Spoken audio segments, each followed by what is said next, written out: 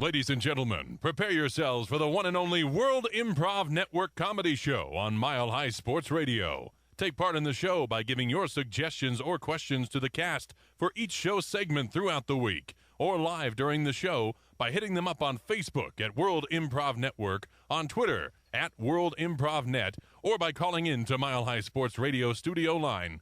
Now, enjoy the show.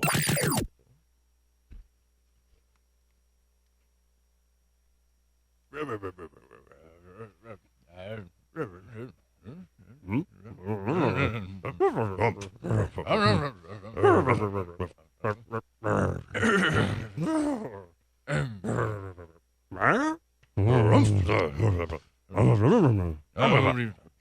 to the news here in just a second.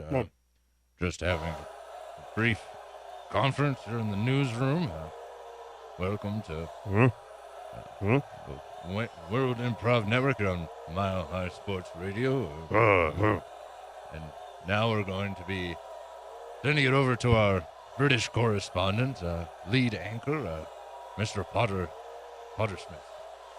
Welcome to WIN World Local News on Mile High Sports Radio. Thank you for that introduction. I am Potter Smittss. Well, breaking news today to the WIN World Local News Sports Desk from WIN Sports reporter Fired Up Frank, who's live at the MGM Grand in Las Vegas at the FanDueler Fantasy Football Extravaganza. 5 weeks into the season, there are still 4 players left to be drafted. The unfortunate 4 are Donald Trump, Marco Rubio, Hillary Clinton, and Bernie Sanders. Well, what position do these remaining draft hopefuls play, Fired Up, and what sort of impact will they have, if any, this year? Oh, Potter, I gotta be honest, I was a little confused with this assignment. None of these people look in shape to play sports, but I guess that's why it's a fantasy to think they can do this job.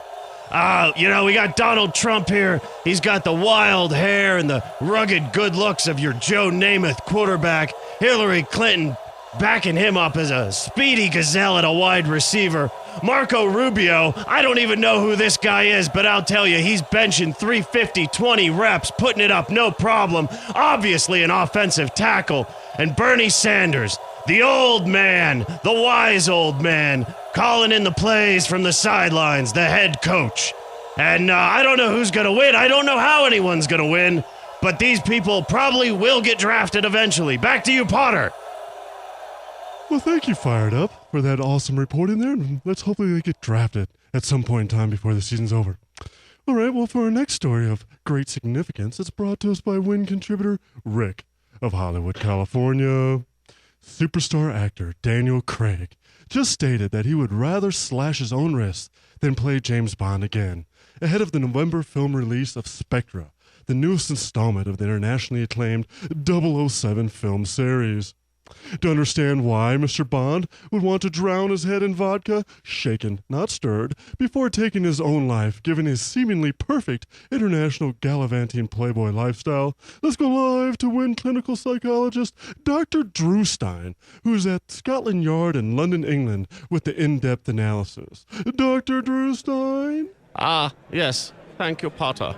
I am here in Scotland Yard with the man himself, but not really. It's more of a spirit of James Bond here. Mr. Bond, you have had a lot of turnover with the actors that are playing you. Why is this so hard to keep anyone in there? It's not an easy role to play. You see, the lifestyle of a spy is very draining, especially on one's physical capabilities. I'm not, I don't fully understand. What do you mean? I mean, not only does an international spy like James Bond have to slay villains and assassinate world leaders, but they have to kill, you know what I mean? You see, I'm winking at you. Oh, you mean, you refer to, Mr. Bond's legendary, Don Juan skills. Ah, yes, that's a very appropriate way to put it. That's the most appropriate way to put it. So you find the love, shall we say, is the hardest part of James Bond to play? Yes, I mean, it's difficult to have a license to kill, but when you're breaking hearts as much as I am, James Bond, I mean, like, Yes, it takes a mental toll on you. it takes an emotional toll as well. Yeah. You have to have a big heart to share with all those ladies, and you have to have a strong mind to just be a spy in general. You have to have a really good memory for details. Things like, I don't want to get into the nitty-gritty. Well, to keep all those women straight, it must be difficult after, 50 years now? I see what you did there. Yeah. Yes, play on words, if you will. But not what I'm going for, spirit of James Bond. Oh, very well. That's why you have the mind for a spy and not I. Well, I'm just a spirit, too, so I actually don't have a mind anymore. I'm just a... just a vaporous embodiment of, that looks like a person. Well, I say for a spirit, you look excellent. Oh, thank you. Now, who? I mean, going right to the source. Who would you like to play you henceforth? Who has the stamina and the power? Yes. And the strength? I would like to see John Cena. John Cena. Yes. An American James Bond. Yes, that's right. It's been done before, right? I don't believe think so. No, it hasn't. No, you actually should have to think about this, Mr. Bond. This should have been like right at your fingertips. Well, I'm not like a producer, I'm not on top of. I just kind of show up. Is this the toll of not having a body? Or a mind? Yeah. Oh, wow. It's not easy being a ghost. No, it must not be. Wow, my condolences to you on your lack of a body, Mr. Bond, and I hope you do get to inhabit John Cena soon. Ooh, yeah, that'd be fun. Okay, thanks. Because I'm sure he could slay. Right.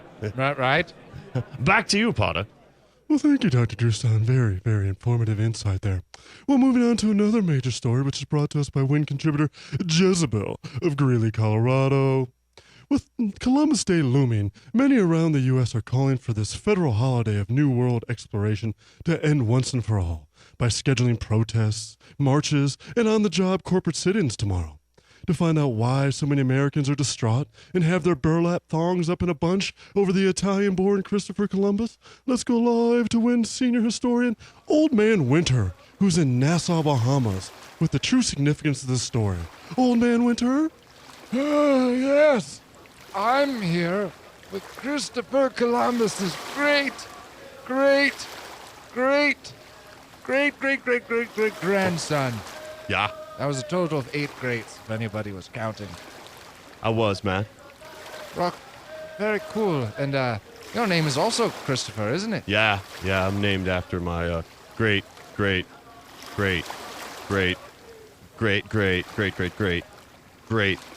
That was out of control. Yeah. So what's all of the hullabaloo about? Why? I would like to ask those people. Why do you have to single out my grandfather, my great grandfather?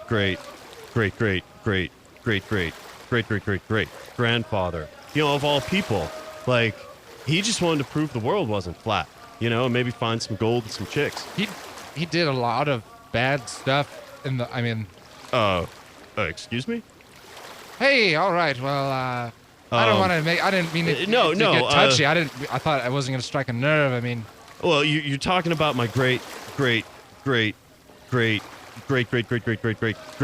right, here, bro. And you're like chronologically very far apart. It's like you've never met the guy. You don't seem like a scholar. I mean, we're out here.